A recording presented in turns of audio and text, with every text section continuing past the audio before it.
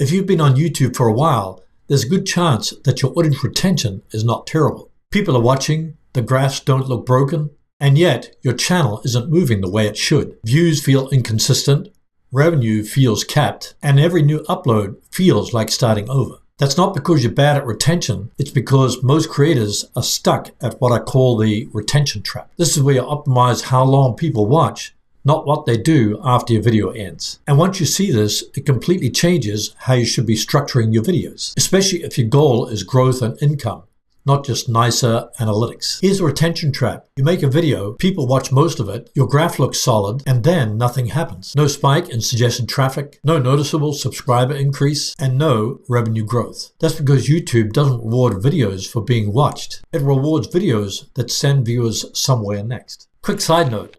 This is exactly where most creators accidentally make the retention trap worse. They think, I'll just cut a moment from this video and turn it into a short, and that'll bring people back. But random clips don't create continuation. They create orphan views. That's exactly why I use Nexus Clips. It finds the most engaging moments in the long-form video and automatically converts them into multiple shorts. The real audience behavior from these shorts tells me which topic deserves a follow-up video. If the shorts clip explodes, that's not luck, it's market validation. You can then link from your shorts to your long-form video, resulting in more traffic, views, and revenue.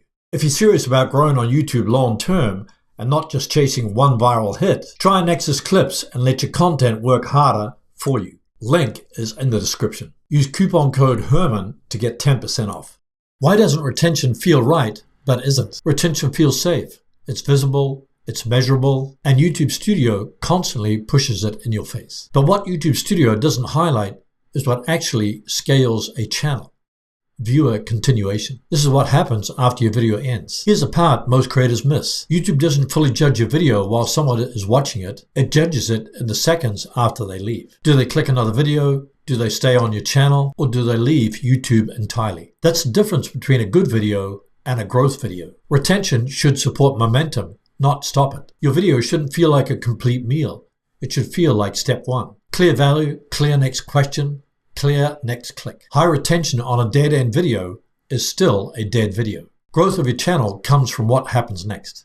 I remember looking at one of my videos and thinking, this video should be blowing up. Retention was strong, comments were positive, but then I checked the audience flow and almost nobody was watching another video.